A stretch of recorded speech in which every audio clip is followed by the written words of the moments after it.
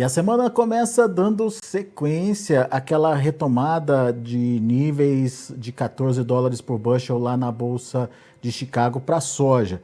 A gente viu na sexta-feira o novembro chegando pertinho já dos 14 dólares e hoje essa alta se consolidou. Portanto, a gente já tem praticamente todos os vencimentos para a safra nova americana trabalhando acima desse nível. Um ganho de praticamente $1 aí nos últimos dias. A gente quer saber se esse é um movimento consistente ou se tem alguma coisa pela frente que pode, de repente, interromper essa retomada dos preços, essa retomada das altas. Está aqui comigo o Aaron Edward, consultor lá dos Estados Unidos, está de olho no mercado. Amanhã, aliás, tem relatório do USA. Será que o relatório pode ter algum fator que possa contribuir aí para a nossa avaliação aqui, Aaron? Deixo contigo a resposta. O que pode acontecer com o preço da soja, meu amigo? Olha, boa tarde. Primeiro, tudo é possível, né? Volatilidade, incerteza, tudo é possível, mas vale algumas ponderações. Em relação ao relatório de amanhã, o grande choque seria mudança de produtividade. Eu não antecipo que eles vão mexer muito na produtividade e eu acho que vai ser um relatório sem grandes surpresas do ponto de vista altista. Eu me surpreenderia se eles realmente nos dessem um relatório super altista amanhã. Mas vamos ver. O quadro fundamentalista continua apertado. A exemplo, a gente perdeu $1,50, se você olhar a queda que começou no fim de junho até a baixa da semana passada, foi $1,50 no contrato de vencimento novo, e o premium saltou mais ou menos $1 nesse período. Então a demanda está forte, o quadro fundamentalista está apertado, há ainda uma incerteza sobre o clima, né? A safra norte-americana não está garantida. Então todos esses fatores poderiam nos levar a bons patamares de preço? Poderiam. Mas o que causou esse sell-off, essa movimentação de baixa, e o que pode acontecer? Bom, historicamente, nós costumamos ter a baixa da safra um pouco antes da safra por aqui, falando da baixa de Chicago.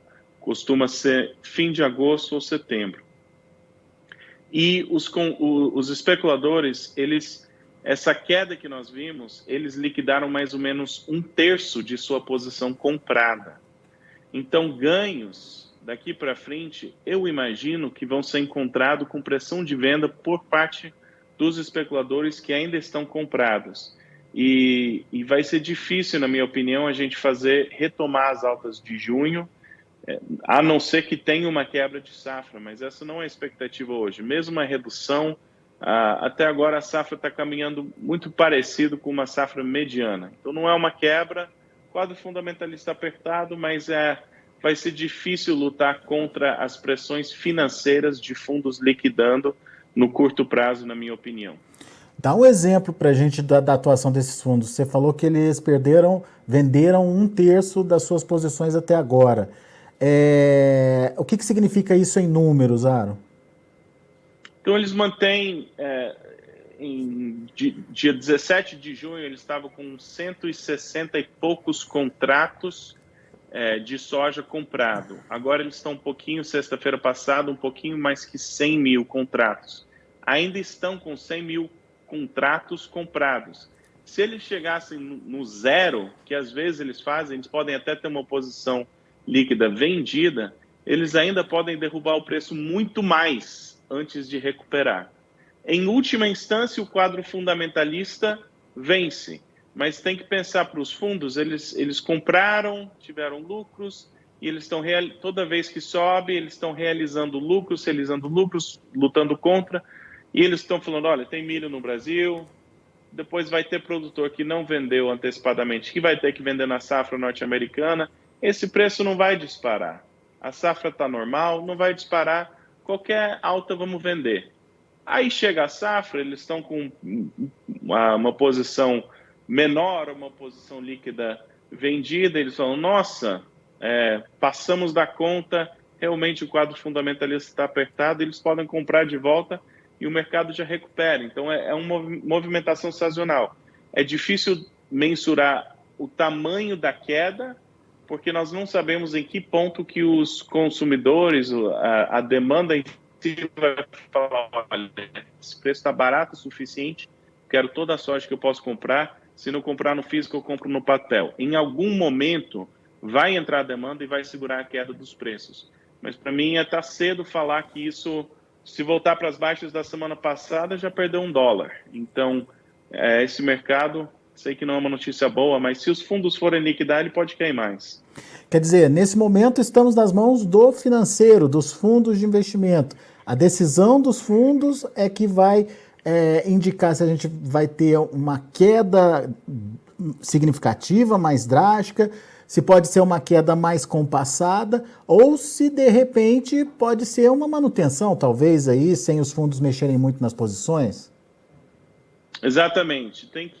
No curto prazo, tem que ver a posição dos fundos. O quadro fundamentalista eventualmente vai voltar para o carro-chefe e vai dirigir esse mercado.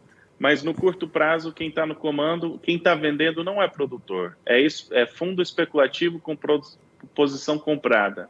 E quem está comprando, o comprador está paciente agora.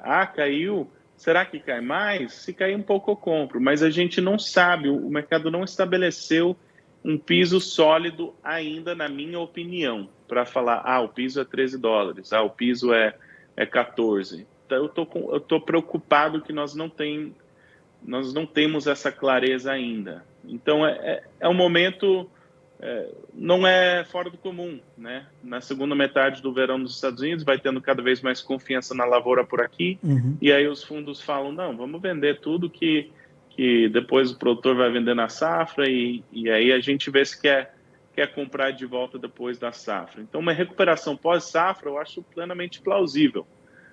Seria muito normal e com quadro fundamentalista apertado, é de se esperar que vai ter uma recuperação de Chicago pós-safra. Eu estou menos otimista dessa recuperação vir entre agora e a safra norte-americana. Você fala da recuperação pós-safra, depois que o produtor americano tiver colhido e vendido aquela parte que ele precisa vender. O fundo vendeu o que tinha que vender, o produtor vendeu o que tinha que prender, o produtor paciente colocou o grão no armazém e falou, vem aqui pegar quando você quiser me dar um preço bom. Aí o preço tem chance de subir, na minha opinião. Mas vamos ver, tudo é possível, né? Pode ser que tenha chuva, termine a chuva e a gente explode para cima porque está tendo quebra de safra. Em 2012, com quebra de safra, a alta foi em agosto. Então, assim, é possível, mas Está mais difícil, né? Ter calma, vamos ser prudente, né? Não esperar o cenário mais otimista para preço. Lembrando que os fundos podem continuar liquidando e isso vai ser uma pressão que vai ser difícil superar. Muito bem, então, de um lado tem a pretensão dos fundos, de outro a incerteza com a safra americana, que dá um tom de segurança aí para evitar uma queda mais drástica. Mas assim que tiver uma certa segurança sobre o tamanho da safra nos Estados Unidos, o fundo vai fazer lucro. Exatamente, e isso que a gente está tendo dificuldade, por exemplo, a notícia a preocupação é real com a safra norte-americana em relação ao clima, mas dá uma subidinha, o fundo está vendendo, né? Como o pregão de hoje foi alto, mas não tanto. E agora o ponto que vale a pena lembrar o Fed dos Estados Unidos, eles estão tentando sustentar o dólar, e essa fuga de capitais das commodities é em parte em função disso. Então, para o produtor brasileiro que tem soja disponível, tem mais fatores para ponderar. Esse câmbio, tanto pela movimentação do dólar, quanto pela instabilidade política que vão rodear as eleições, muito provavelmente, o câmbio ainda pode dar oportunidades boas para o segundo semestre. O prêmio nos Estados Unidos saltou $1, só com a queda, porque o quadro ainda é escasso. Safra curta ano passado no Brasil, quem tem soja disponível, eu imagino que vai ter bons preços ali na frente, ou bons prêmios. Então, entre o prêmio, o câmbio e uma eventual recuperação de Chicago, se olhar um horizonte fim de setembro, outubro, novembro, eu acho que tem motivo para ter otimismo em relação ao preço físico no Brasil. Então, paciência. Disponível Disponível dá para segurar, então, dá para entender como o mercado vai se comportar um pouquinho mais. É isso? Quem tem soja na mão. Exato, acompanha de perto, né? Mas hoje, com o que nós sabemos hoje, tem motivos para pensar que pode ser conseguir um bom valor em reais pela soja disponível no Brasil no segundo semestre. E safra nova, Aaron? A safra nova, eu tomaria muito cuidado com as margens, porque as eventualidades, né?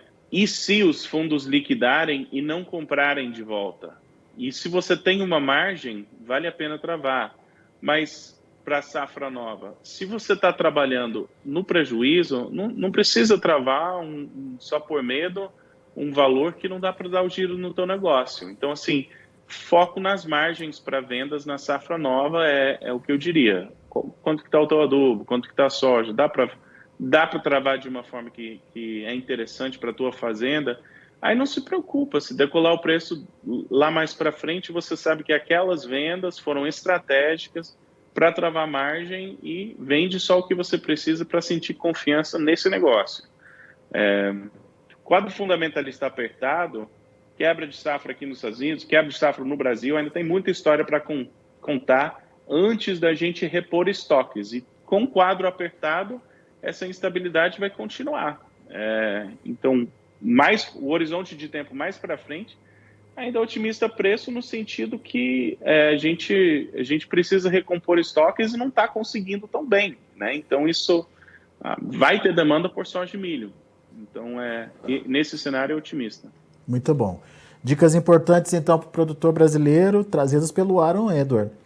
Meu amigo, obrigado mais uma vez pela sua participação conosco aqui no Notícias Agrícolas. Volte sempre, Aaron. Abraço. Abraço para você. Tá aí, Aaron Edward, direto dos Estados Unidos, contando um pouquinho para a gente desse mercado da soja. O Aaron acredita que tem sim fundamentos que podem, de alguma forma, dar algum fôlego para a soja nesse momento. No entanto, tem aí a participação dos fundos ainda bastante comprados, e uma entrada desses fundos no mercado pode fazer com que a gente veja aquelas quedas das semanas anteriores, quedas fortes e significativas aí nos preços da soja.